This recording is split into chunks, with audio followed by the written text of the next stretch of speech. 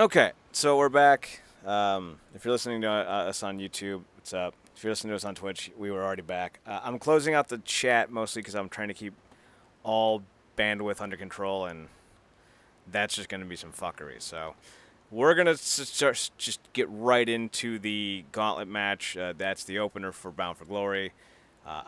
We did have two matches beforehand. It was Madison Rain versus, I want to say it was Kira, but I could be wrong. And then the six-man match with the Rascals against the Lucha team from AAA was also on the pre-show. I have a feeling those are going to be Impact matches for Friday, but who knows? They're taping this weekend, I think, and the show goes to Tuesday next week. So, exciting times.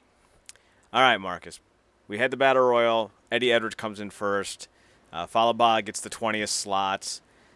I think in terms of surprises, the only ones we really got were Hornswoggle, Joey Ryan, which kill us now, and I guess Sabu would kind of count because he wasn't previously announced. Did I miss anyone in terms of surprises? Oh, Smiley Kylie Ray. I don't think. Oh joy. Um. Yeah, I'm. Because this was when my particular viewing device was acting up, but boy, Eddie came out victorious, right? Yes. Yeah, that was the highlight for me because I don't consider anybody that you just mentioned a surprise. In fact, I mean, Kyler Ray was a surprise. It was alright. Um, but Orion, that damn, they took a letter grade off the show for me. Um, yeah, I just, we already got a character on the show acting like um complete Pervert. sleaze. Yeah, a pervy, douche nozzle, going after people's wives. Now you just legitimately went and hired a legit douche nozzle. So, that puts baby oil down his trunks and pulls out lollipops and sucks on them and sticks them in other people's mouths. I can't wait to see this every week. And the best part is he's totally the kind of guy that we want with Impact. He's all about it's a performance. It's not a sport. Ugh. So why would you want a sport? I don't know. Why would I want a sport? I don't know. Why would I? So Eddie gets the win, which I am happy about because Eddie deserves all the good things in the world. But as soon as he won, I said, Ace Austin's going to be getting the X Division championship, and then sure enough, spoiler alert, Ace won, and Eddie's going to be cashing in his title opportunity for that match, so I would not be surprised whatsoever if that does end up coming to fruition. Kylie and Sabu end up taking a nasty spot out, and most people's devices were having some issues because most people ordered this via Fight TV, and Fight TV had all kinds of fucking disasters in the first half an hour or so of this show. I don't know why, but I truly do hope someone at Fight TV is able to pass along why, because it interrupted about 15 minutes of the opening of the show, and that's not good. We then had a Knockouts Championship match, Tennille Dashwood versus Ty Valkyrie.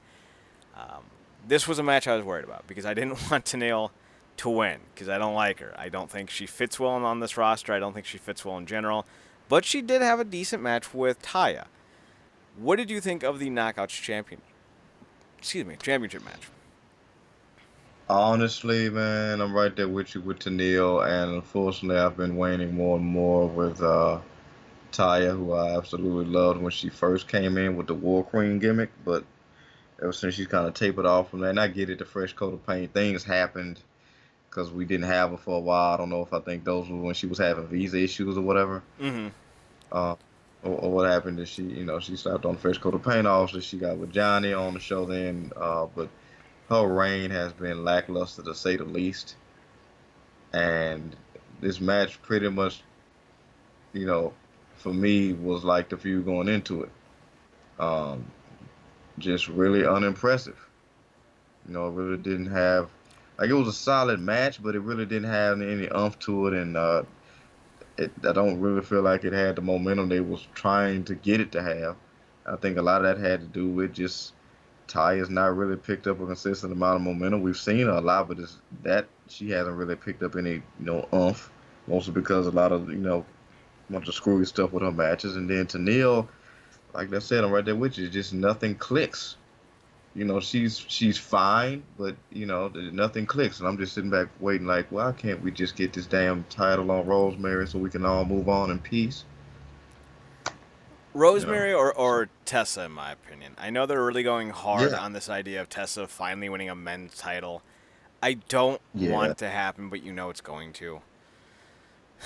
Whatever. yeah. Uh you go on, go on, go on. Yeah, I was just know like it seems like they're framing it like she's completely put the knockouts division in her rear view. Like that's a mountain she's climbed and succeeded at. Now she's kind of just it's almost like she doesn't like need it now. They're not outright saying that, but that's kind of how it's coming off. And I get it, she's got the feud with OVE, but it's kind of coming off like that. Because to me, the only other person in the division that could get the strap is Rosemary. Mm-hmm. They bet not put Havoc. Like no. And as much as I love Kira, she still got some room to grow. So they got to do something about that. I don't think they're gonna put it on Kira or Havoc. Thankfully, we've already done that road with Havoc, and we don't need any more. As far as this match goes, I was really happy with it because it was really polished. It wasn't too sloppy. I thought it was really well put together, and it made Taya look like $1,000,000. And say what you will, I really think Taya has turned the corner as a character ever since she started rolling with Johnny Bravo. Him coming down with that Pomeranian, just like that, he's like just bouncing around that fake Pomeranian dog thing. Like that was great. I love little dorky, cheesy stuff like that. I think it adds so much panache Yeah, to the overall gimmick. And I thought Bravo really helped redefine Taya as more of a Valley girl when she was trying to be originally like just like a Madison Rain heel, like I'm better than you. But now she's kind of got that annoying Southern Cal kind of Valley girl gimmick. And even though she's from Canada and predominantly lived for like a decade out of Mexico, she's apparently a Valley girl now. So I'm fine with that. I thought it worked. I thought it worked real well. I like the gimmick. I like who she is. And I'm actually fine with her keeping the belt if Tessa's not going to be in the division because outside of the eventual payoff with Rosemary and Rosemary getting the belt, I don't feel like Rosemary needs the belt specifically anytime soon to do what she's going to do. I feel like she's a yeah, great character even without the belt, so I don't see a rush to put the belt on. If you want to give her a 400-day reign, I'm fine with that because the only other name that should have the belt is Tessa, and that doesn't seem to be what Impact wants to do. So here we are. What's funny is, have you ever seen like Tessa do like interviews or like just her backstage stuff? yeah, She's a dork. yeah, yeah. She's she's adorable. she's so like she was playing Josh Matthews in basketball and she didn't know how to dribble. She's had some actually talk about something that can actually improve. This is how talented she is. She can actually improve things that involve Josh Matthews, who, by the way, that whole phone just Jesus Christ. But that whole phone thing was just ass. But yeah, she's had some fun stuff with them. She did like I forgot however many push-ups on the spot in however many inch heels with him one time. Like she's like I said, adorable, hmm which is even more impressive when you look at her character because she completely turns it on. Like that face she made when she took that mask off on this show, Jesus. That was a great mask. She kind of had a sexy star type of mask going on, but without the top part of the mask, so it was more like her hair was exposed. It was a really cool Yeah, mask. And what Marcus is referring to, for those of you who didn't pay attention last night during Twitter, there was a Impact show live on Twitch, and the people who were supposed to be bringing the equipment to the show was part of this. I don't know which company it was, but they didn't bring anything, so they ended up having to jerry rig an entire setup with their camera phones. And the one that was, I guess, hard camera for the ring, I haven't seen the show yet. was Josh Matthews, and he had to take his phone and stop the show. And they ended up getting another phone to broadcast the show about 10 minutes later. And like the dude really had fun with it. He walked around doing high fives during the broadcast. So at least they had fun with it. You could even see Jimmy Jacobs had his phone, and a couple others had their phones. Quality was fine, but there was audio issues with the Friday show as well. So Impact needs to just have their own traveling crew at this point, because you can't keep relying on the inconsistencies with this outfit whenever you travel, because they rely on the local promoters to be the ones who bring the equipment. And we had real big issues with this at the WrestleMania show this past year in Rahway with WrestlePro, and when they brought their equipment, it was god awful. So they need to stop relying on these guys, especially with how important these shows are becoming for them. So, and now with the fact that they're not going to be recording on Fridays anymore, these Impact Plus events are going to have a lot more merit storyline-wise. At least that's the hope. Yeah, and now with the uptick in, you talking about the competition is going up now. This is not the time to be dipping in quality. Mm-mm. We can dip in quality because we suck. Impact can't dip in quality because they have to actually gain fans back. And I've been hearing anywhere from 1,800 to 2,100 fans for tonight. So if those numbers hold true, that's pretty good. The North took on Swan and Mac and RVD and Rhino. And I'm going to say that this match was fantastic. And I love the ending of it. So I'm not a big fan of triple threats or fatal four ways. I feel like the gimmick peaked in 2004 with Triple H, Shawn Michaels, and Benoit. Like that was the most perfect triple threat ever, and I don't know how you top that. So every other triple threat or fatal four way or what have you, I'm always going to look down on because it's just not going to be as good. But this was a really good tag team match. Swan and Mac looked fantastic. Rob Van Dam and Rhino looked amazing, and Rob Van Dam was even a lot more. Not nubile, but it's a word like that. He looked a little bit more spry than usual. So, yeah, mobile, yeah. Well, no, it's something like new. I think new something like that. I don't know. My brain is fried today. But the ending came when Swan and Mac had essentially the tag champs dead to rights. Rhino and Rob Van Dam cleared the ring. Rhino goes to set up for a gore, and Rob Van Dam kicks Rhino in the face and then bails on him. And like that, Marcus, I was sitting there like, I'm watching Fox because they had their Halloween night for like Simpsons and Bob's Burgers and all that nonsense was on tonight. So I was co-watching both Bound for Glory and that. And I'm watching whatever cartoon was on, and I'm glancing back and forth. And then all of a sudden I see Rob Van Dam kick Rhino in the face, and I sat up and went, what? Actually, it's more like, and the crowd was just hissing, and Rob just walks away. I'm like, oh goddamn! What'd you think of that? I mean, look, first off, quick shout out to the Chicago crowd, right? They were fantastic all night. Because the crowd can make or break a show, and it has in the past when it's come to Impact shows, specifically ones of actual quality, high quality anyway. Mm-hmm. But yeah, I mean, like I said, the match with Tessa and Danielle was solid, but it really didn't get me invested in terms of high entertainment value for whatever reason. But this is where the show picked up for me. This match was amazing. Like I said, I think I'm more of a bigger fan than you are of multi-man type of scenarios. Mm-hmm. Not a lot. It's fine when you got the right people in there and they can do it right. And in the past, Impact has done a lot of these, and they have ended up being basically kind of get your stuff in cluster Fs. Yep.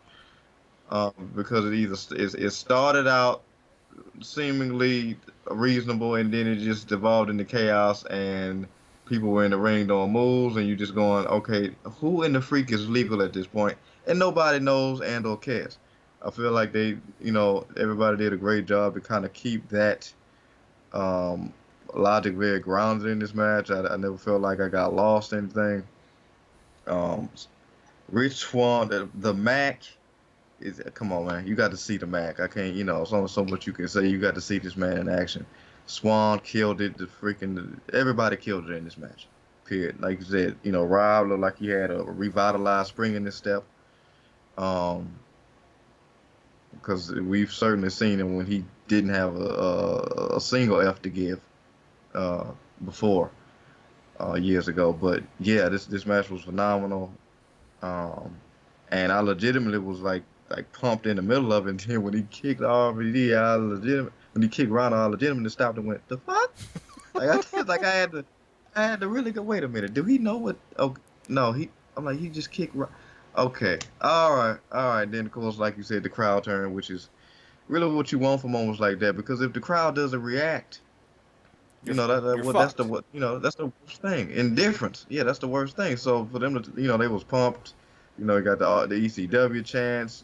This is awesome. This is Impact, which is better than this is awesome because it's specific. Mm-hmm. Um, but yeah, this was great. I don't know where it's going with RVD, but like I said, he looked really good in this match, and if this gets him kind of out of that, because why RVD's always been a certain level of quality when it's coming to in ring, depending on I guess how he's in the mood. But his character can get kind of dull when he's just kind of in that, you know, the whole effing show repetitively, that type of thing. So Mm-hmm.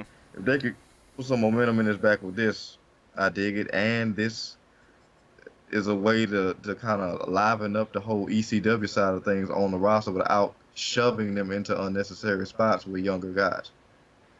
Yeah, and it revitalizes the feud that a lot of fans wanted to see in 2000, but Rob Van Dam was dealing with a broken ankle for a lot of it. I don't remember if they were able to get to the Rhino RVD feud in its entirety back in ECW, but I do remember they were supposed to do something. So this is going to be a nice kind of callback to that. And I like that you mentioned that it was basically impossible to keep up with who was legal. Because did you see that fucking match from AEW on Wednesday? With Marco Stunt and um, Jungle Boy against Pentagon and Phoenix. What what that turned into, That match is a you fucking just had joke. to kind of it. It was like it just all right. They're just gonna fatality, finish him. That's basically what the match turned into. But yeah, it was a freaking joke. Did you Um, see that Pentagon didn't even leave the ring to make a tag? oh yeah, yeah. Like I said, what it devolved into, because at this point I was like, by the time you get to the point that it's like, okay, Luchasaurus is out, the believability is gone. A certain level of believability is gone. Your pick, a lot of people's pick for the tournament is gone.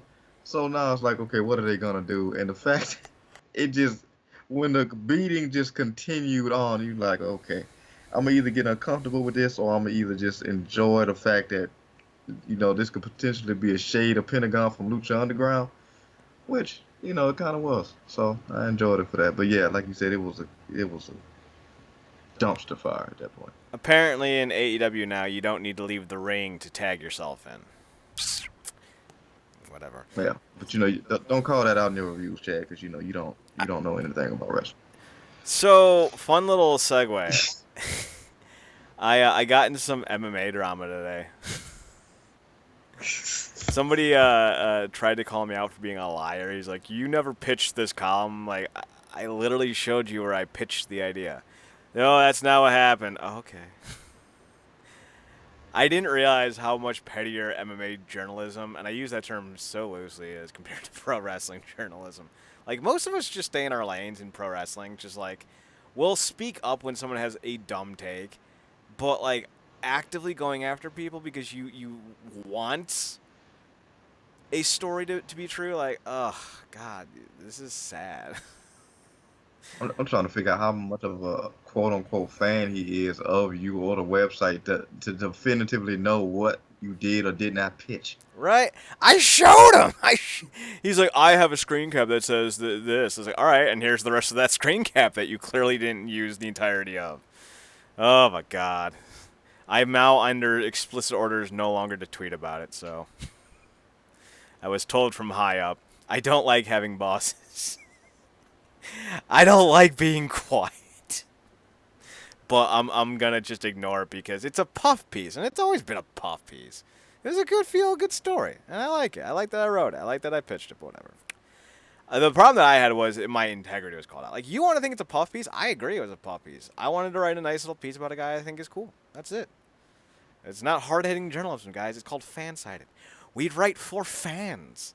We're not the AP. We're not supposed to be investigating fucking treason or goddamn, malfeasances in the White House. Like, that's not what we're doing. We're cracking jokes about Chris Weidman not having a jaw. And if you saw him fight on Friday, he clearly doesn't. All right, so anyway, the North wins. And speaking of interesting and funny things, they also announced last night at the Twitch show that the WrestleMania show in April is going to be Impact Pluses, or I forget what they're going to call it, but it's a one night only TNA. So I'm kind of excited about that. We know that Chris Sabin was backstage tonight because he said he was, and we heard Tony Gunn, sorry, and Jay Bradley from OVW were backstage tonight. We also know about obviously Kylie Ray and Joey Ryan and Swoggle. So it's extremely possible that we do some type of partnership or bring back some old names for this TNA show. Plus, they've already reached out to the Young Bucks and offered them a spot on the show if they want it. AEW needs synergy, and I think them doing the show with Impact would be great, considering Cody did have very pleasant things to say about Impact. So it's not like there's any hostilities, and Jericho and Omega were offered $1 million contracts, and Jericho even was considering signing there, and he's very good friends with Callis and D'Amore, so this could happen. I'm not exactly the biggest AEW guy. I don't know if I'm going to be watching any more of the weeklies because the show is kind of hard to watch. But if they keep going strong and they partner up with Impact even for one night, that's good for Impact. I'm not naive. I'm not stupid. I'm not going to argue against that. But the question I have for you, Marcus, is since they're doing this TNA show, do they need to bring back the 6 sides? Even if just for one night? No, they can, for nostalgia reasons, but I don't think it's something they have to do. And thinking about it now, I don't know how many people of this roster has dealt with the 6 sides. I know that it's been a great aesthetic thing for fans, and of course dating back to the originality that was TNA. But for a lot of talent, as you know, that's not the most. That's not the first choice of ring because of how difficult it is, and I guess it's harder on the body. Mm-hmm. From the map perspective, and then it's harder because you've got a lot of the guys on that roster who can move. I mean, hell, you got this AC guy who I got introduced to tonight. Who this is not no lumbering. This ain't no no lummox type of guy. He can go. So if anybody of these guys got to get on top rope, they need as much stability as possible. And unfortunately, 6 sides doesn't necessarily provide as much as they would like. So if they do it, I dig it. It's a one-time thing, one and done. But I don't think it's something that they're beholden to. Well, the 6 sides is better for rope play. Like for AJ Styles, a lot of his middle of the rope stuff was a lot more effective because of the 6 sides. But what it does is it's firmer.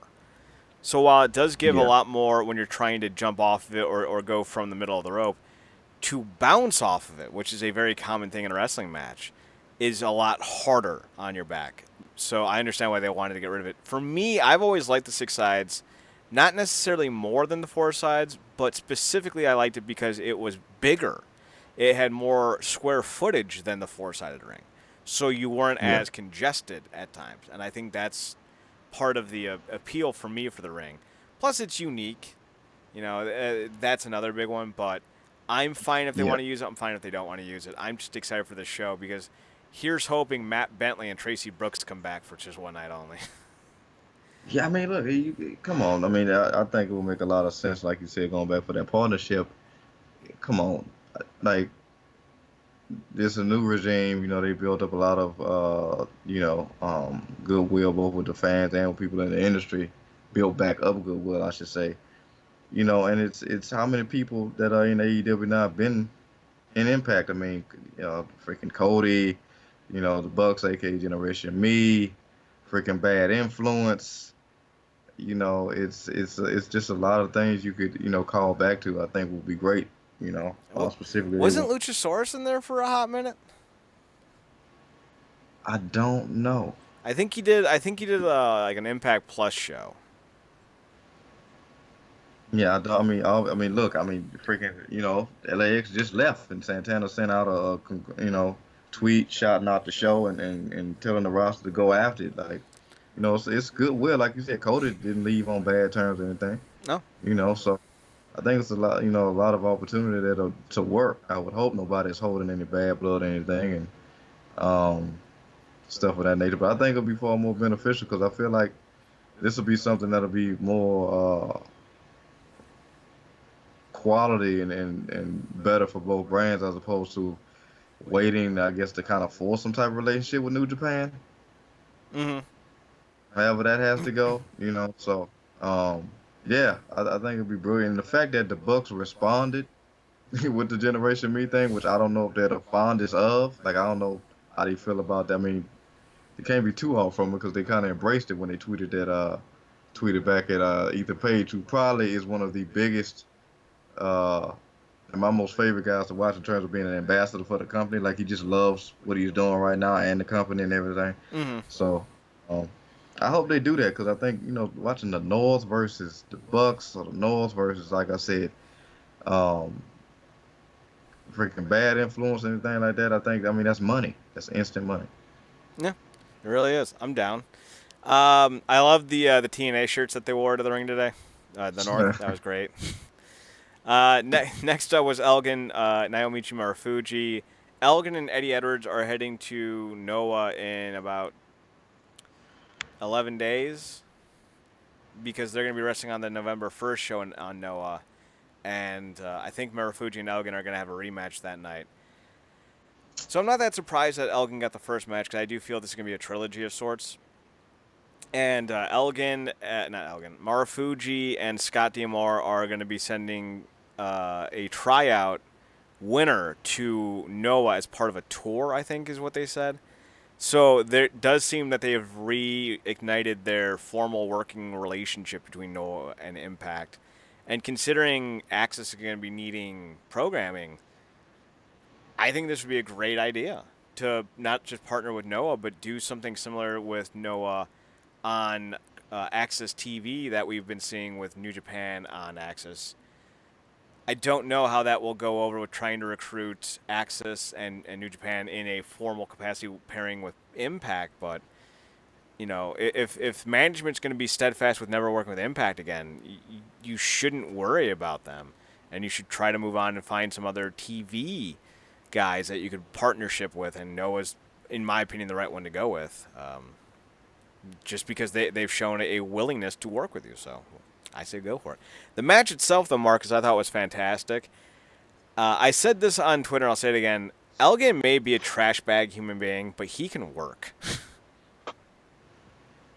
And that's the saddest part. Like, I wish he was Randy Orton. Trash bag human being, trash bag wrestler. Cool. But no, he's actually good. I think Callis said, and again, Callis is consistently one of the non-in-ring MVPs of all these shows. Cuckmaker.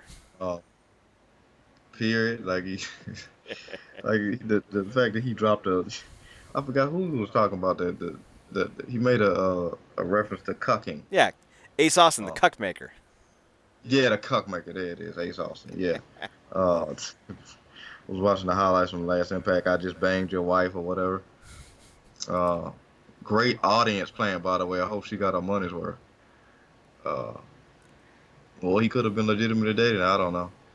But yeah, I'm right there with you, man. I think, like I said, Callis said it. You ain't got to like the man, but you got to respect the work. Mm-hmm. And I do. I mean, it's a hell of an effort. I mean, the match was great. The crowd loved it. Obviously I figured they give it to the Elkin because he's technically the home team in this scenario. But yeah, like you said, they could carry that over to something in Noah, which I hope, like you said, they continue that relationship because you go with who wants you, who go where you appreciate it. Yeah, I dig it. I mean, I could certainly go to see more matches between these two. Like I said, anybody that knows us, we're not Elgin fans here. But you got to respect the work. He put in, effort to put on a hell of a match. Probably one of the best of the night. I spoke out when they signed him. I'll speak out with Joey Ryan. I'm not always. And this is the thing that kind of pisses me off. And I got into it with someone on Twitter on Friday, I think, who's like this NWA Power just die hard after 2 weeks. I don't even know how Oh, that's possible. God. Oh, God. And I just tweeted like, week 2 was a bit of a swing and a miss. And he says something like, that ain't it, pal, or something like that, something so condescendingly. And basically, the takeaway was anyone who criticizes anything can't be taken, with a grain of salt. Mostly because these fanboys, they're so dead set on never accepting that a part of what they love could be made better. And I've never been like that. I've always kind of, well, I mean, I used to be like that. I used to be like that a lot when I was younger. But ever since like the last 8-9 years, I've been making an adamant push to be open to seeing both sides of the conversation. And when I look at Elgin and Joey Ryan, I do agree they're a bit problematic. And if you want to add Moose to that list, because he does have some allegations against him too, fine. But I'm also the mindset that if they're not actively being investigated or arrested or on trial, I can only be so angry. I'm not gonna make my life of a vendetta to tear these guys down when legally speaking, no one's going for them. So that's kind of how I feel about this. I'm not going to like Elgin. I'm not going to like Joey Ryan, but I'm also not going to stop watching either. So, but I'm also not going Yeah, to and, hide the fact that I don't like these guys. yeah, and thankfully, unlike some people, you're consistent with that. Like you're not all of a sudden sucking them off because they're in Impact. No. And like, oh, you're an Impact shield. They could bring Hitler in, and all of a sudden, oh my God, that whole deal. Which you get with a lot of people. They brand supremacists, if you will, Mm-hmm. when it comes to that type of stuff. And I think, like you, as I've gotten older, I mean, you got to see both sides, a point. And the fact of the matter, if something's perfect to you, it's not gonna be perfect to somebody else, because y'all don't have the same likes of perceive things the same way. Yeah. Like he's gonna, you might point out flaws about something that I thought was fine. And me logically, I can listen to you because I actually, I'm digging NWA Power. Um, I think a lot of that has to do with just the crap that I'm getting on Monday and Friday nights. The level of ineptitude is peak levels. But yeah, like I get it, and a lot of that has to do with your personal preferences when it comes to stuff that you want to see and not see in wrestling. Mm-hmm. Like I really dig that guy, um, that Ricky guy. Ricky That Starks. was Ricky Starks. I like that guy. Like he popped off to me as somebody to follow. I'm not the biggest fan of him calling himself the Stroke Daddy. I get it. You're not gonna get me calling him the Stroke Daddy, Oh, but that's stroke, daddy. but it's hilarious. And that environment is breeding a lot more opportunity for guys to actually pop off the screen, as opposed to elsewhere where the check may be bigger, and the cameras might be in better quality, but the whole show is ass. So I get it, but you always go speak out, and you always go run across somebody on Twitter with, "That's not it, guy. I don't know what you're talking about. You clearly don't know anything about wrestling or anything about these. NWA's been around, like they need to give you a damn history lesson on where this stuff comes from." Right. But I even said like NWA is working. Like let's not. I'm not even pretending that it's not. I just thought week 2 wasn't it. Like I thought week 2 was a Yeah. bit of a misstep. Considering how good the first week was with that Storm Aldis match, and you got the debut of Kingston and Homicide, to have a main event and a DQ, I'm never gonna be okay with, even on a TV show. So like, it did not stick with my Yeah, fancy technical abilities. I, But I I will say get it. this: it's been better. Yeah. It's been better than Dark. It's been better than AEW Dark. Yeah. Yeah, I mean, look, and here's to you, because I don't even know if I would have checked out this show if you hadn't recommended me to. Hmm. because come on, our palate is just so damn full with everything. Yeah. Our plate's already damn full with everything we have to watch, and a lot of that has, half of that stuff is just stuff we watch for our own enjoyment, not even stuff we cover. Yep. So, I swear I finally sat down and watched. I'm like, oh, this is some damn entertaining, good stuff. Like it don't have the same bells and whistles that I'm used to, but I think that adds to the overall appeal of the show. You Crowbars and know, waffles. Crowbars and waffles. So Elgin and Marufuji was a very good classic Japanese style, strong style match. I thought Marufuji may have lost a step, but coming into the night and the match that he wrestled was fantastic. I was really impressed with what Marufuji did in this match. And overall, I thought it was fine. I have no problem with Elgin going over because I know they want to do another Elgin Cage match. Not because the last one was bad, but Cage had he had a broken, he had a crack in his spinal cord. That's a bit of a problem, and it healed, and he's ready to go again, and I'm sure they would like to do that match again with Cage being 100% healthy, so I get that. Intergender X Division Championship match is up next. Jake Chris defending against Tessa Blanchard, Daga, Ace Romero, and Ace Austin. Someone's going to need to change their name. Obviously, we know by now Ace Austin won the title. Actually, the thing was, I don't know if this was like an actual magic trick or if they had stuck the whatever the kendo stick was or whatever they used on the side of the ladder, but Ace did the flick of the wrist and produced it like it was a magic trick because he jumped on the ladder with two hands and then out comes the stick and he cracks Tessa in the head with it. So I thought that was pretty damn chill. Actually, I was very impressed by that. Yeah, what I liked about it even better is it was it was funny, it was timely, it was almost picture perfect, and it was also redemption because he botched the thing on his entrance. Mm-hmm. So I thought that was a bit of a redemption there. But this match was balls to the wall crazy in every possible way. One thing for sure, uh, AC, that's the guy's name, right? Yes, AC. Ace Romero, AC Romero. AC Romero needs that damn Big Show ladder. Yeah, he does. He said that Big Show ladder, but kudos to him, man. He really did this thing where, a lot of times you can get in situations like this and you can try to do too much, be overbearing, and I felt like he really, played his role well here. Mm-hmm. He didn't get in the way, step on anybody's toes. He did what he needed to do. He delivered punishment. He took a significant amount of punishment courtesy of the female Mike Tyson.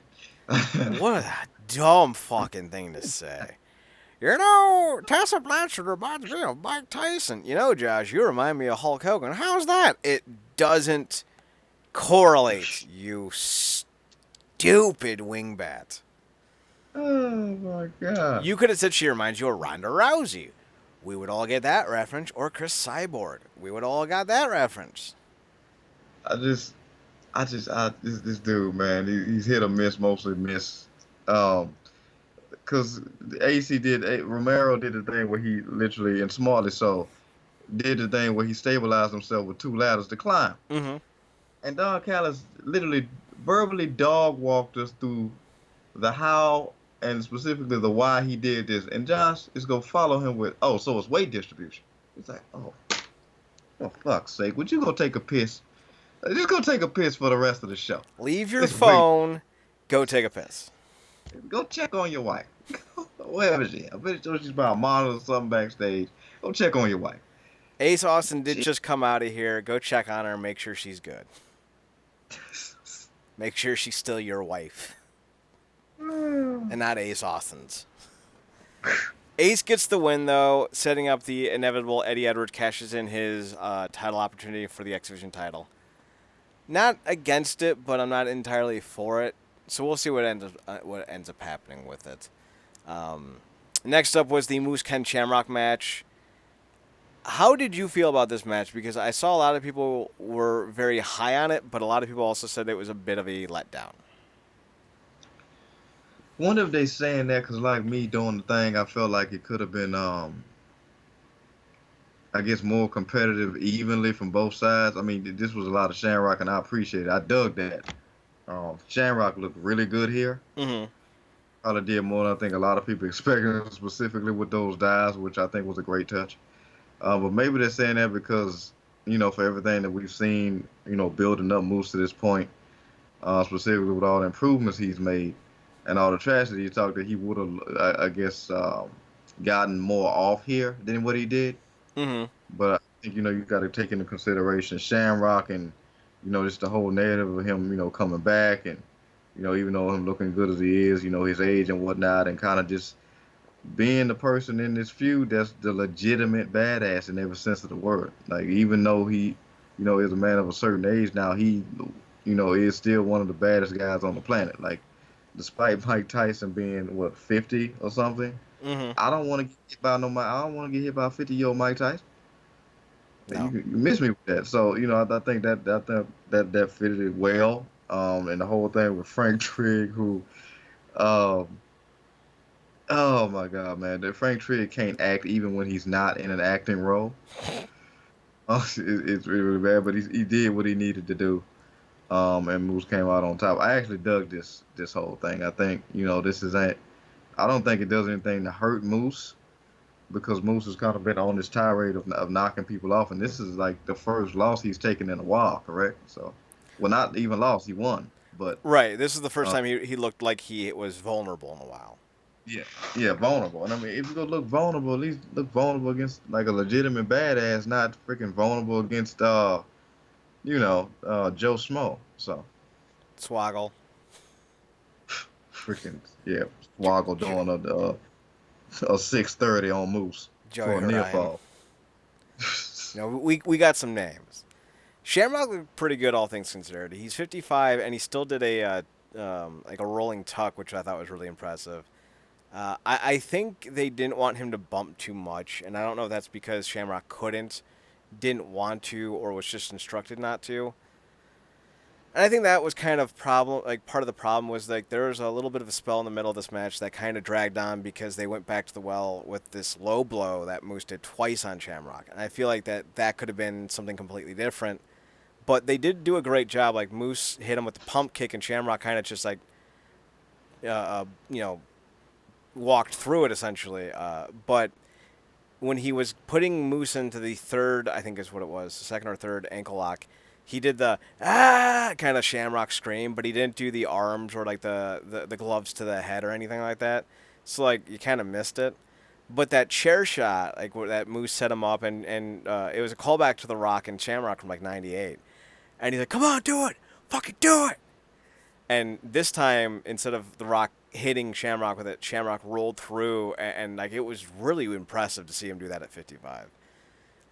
I would like to see more from Shamrock because arguably, or respectively, I should say, Moose isn't the greatest in the ring, in ring worker. Like there are plenty of guys on this roster that I think are better than Moose in the ring, and I think that's part of the problem with this match in general. Is you had two guys who aren't used to leading the dance, so to speak, now having to lead the dance. So I'd like to see what Shamrock could do with like a member of the Rascals or Eddie Edwards.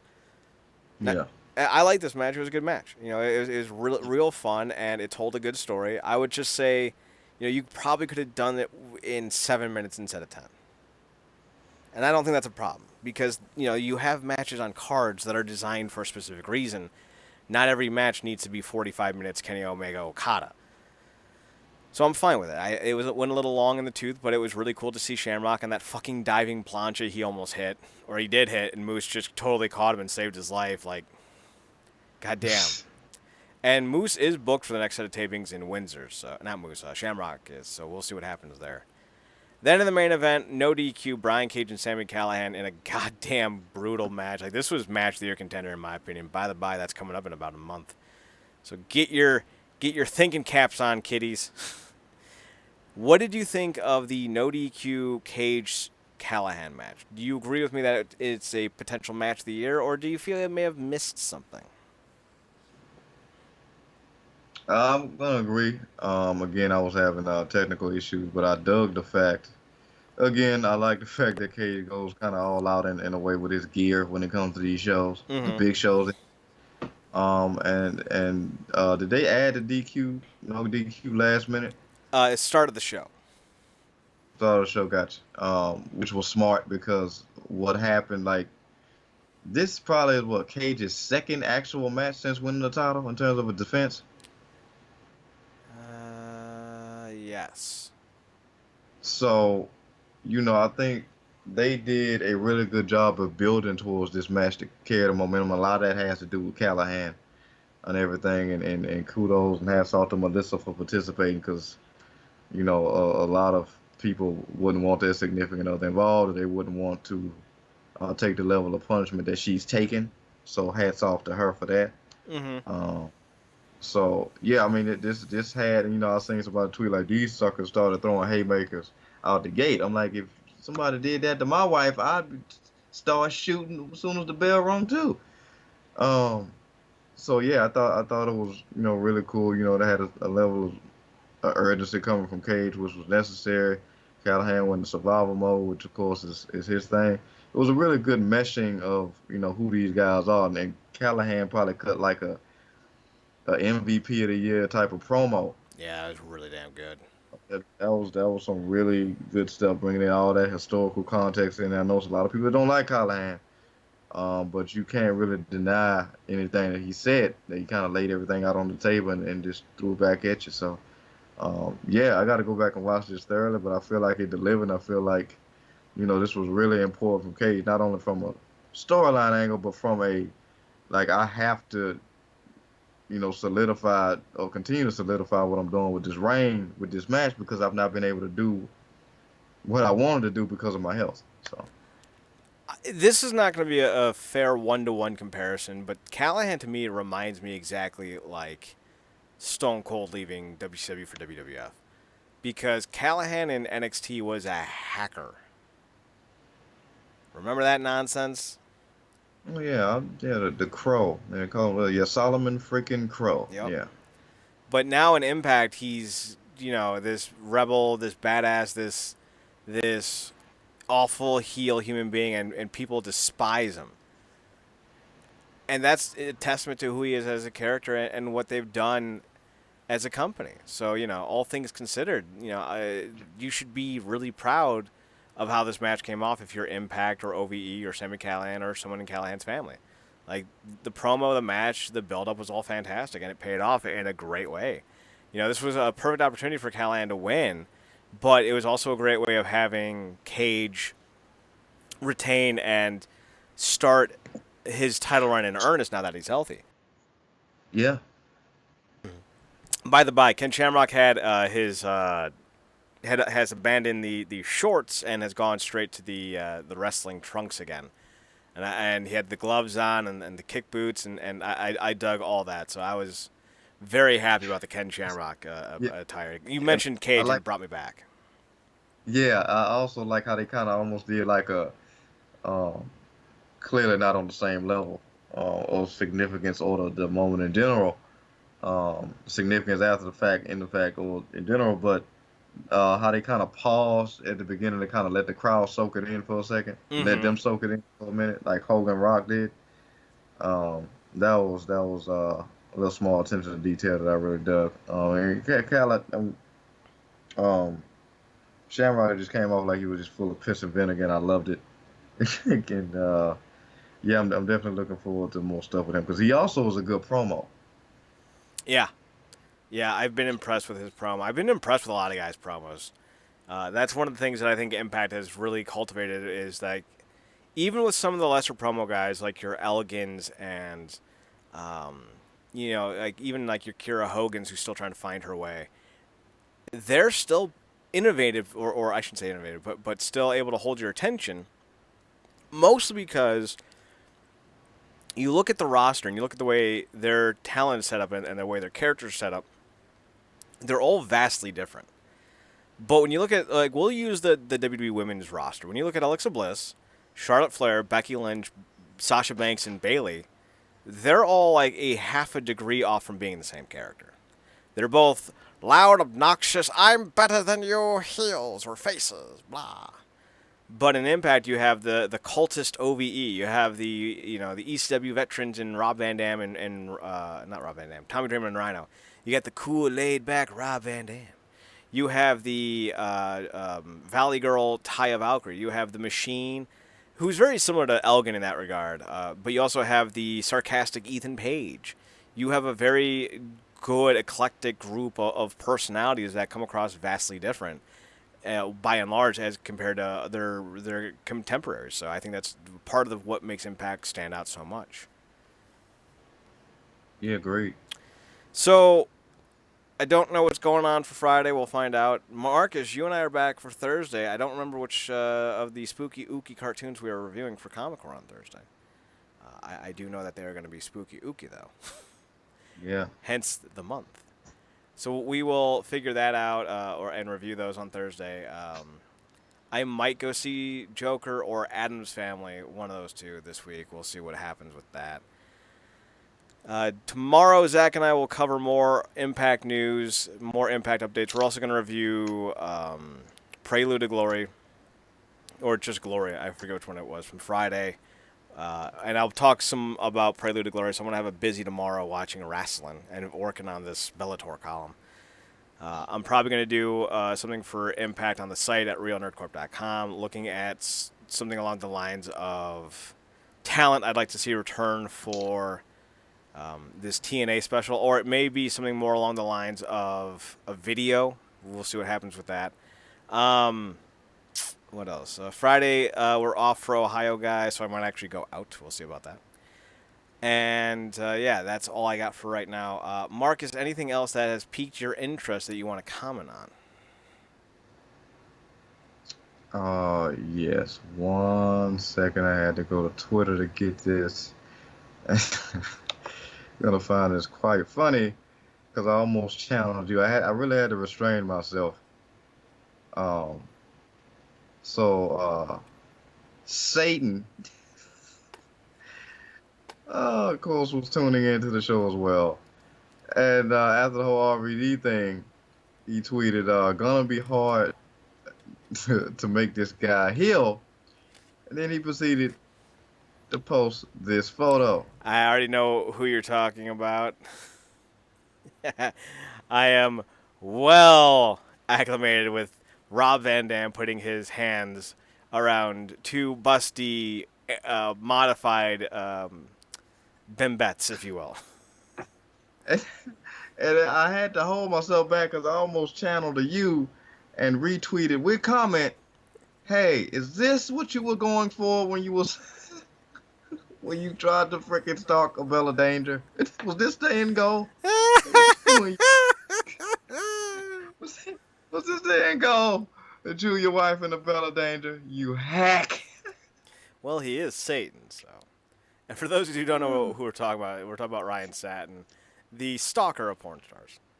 So before we go, the poll will still be up for another 22 hours. But fan reviews or fan voting so far is for Bound for Glory, D to an F, which is one category, is sitting at 19%. A C is at 19%. A B is at 30%. And an A is at 33%. So C, B, and A take up 81% of the vote. So overwhelmingly, it's a positive show. Yeah. Yeah, you gave it a B. I think I gave it a B minus specifically because freaking Joyride. Swoggle and Joe. Jesus Christ. We already dealt with Swoggle being part of the roster. He quite literally ran off Rockstar Spud. Can we not deal with him again? His only highlight in the past however many years has been that damn photo of him looking exactly like a child AJ Styles.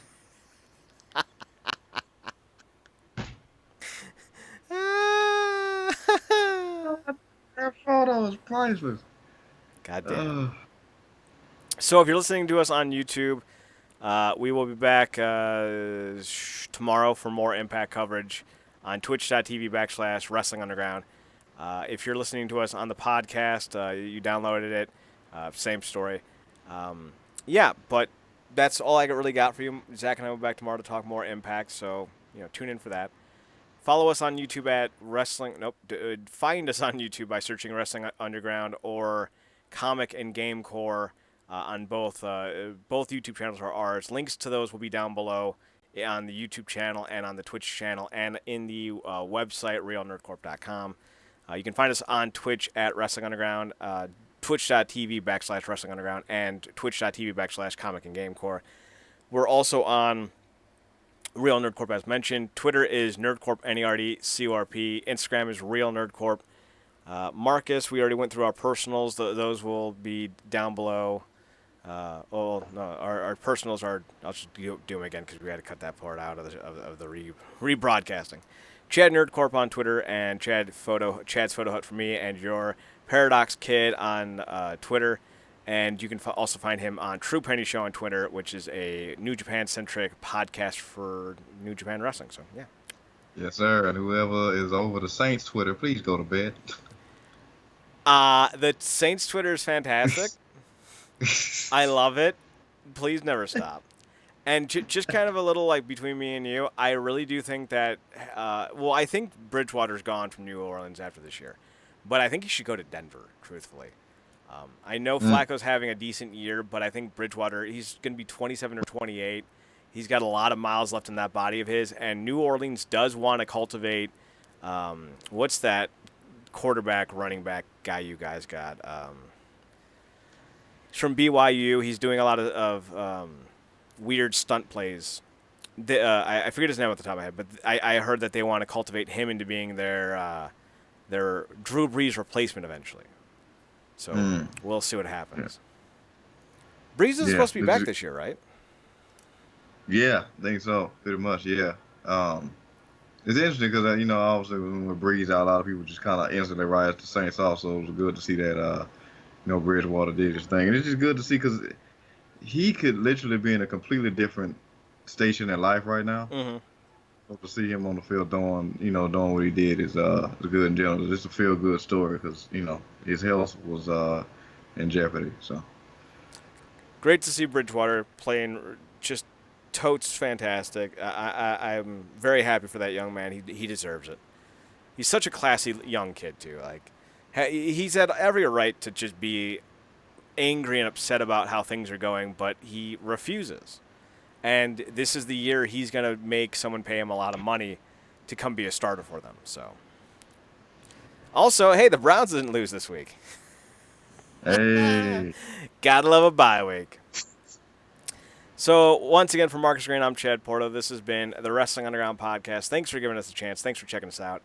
And be sure to tune in tomorrow as we talk more Impact Wrestling. And Tuesday, I'll do another NWA Power review. Not Power. Yeah, no Power. Do you want to join the Power review with me? Yeah. Okay. Yeah. Then Marcus will join me. Let's aim for, because it starts at 6:05, but that's when I have dinner. That's 5:05 for you, so I have to imagine that you're still kind of doing your thing. It won't be broadcasted live, but it will go straight to the YouTube channel. Let's say 8:39 we'll record it. That way we have plenty of time to catch up and watch all of it. Yeah. Remind me, what days this is? Tuesday, because that's when Power airs live. Gotcha. So we'll watch it live-ish and record it, a little bit after, and then it'll be uploaded in the morning. I won't be doing any more AEW Dark shows, although I might watch this week just because of Taz, just to see how bad that is. But going forward, the Tuesday night fights is just Tuesday night fight. Singular fight. So Marcus and I will be back Tuesday. So yeah, that's all we got. With all that being said, Marcus, why don't you take us home? Good night, meat.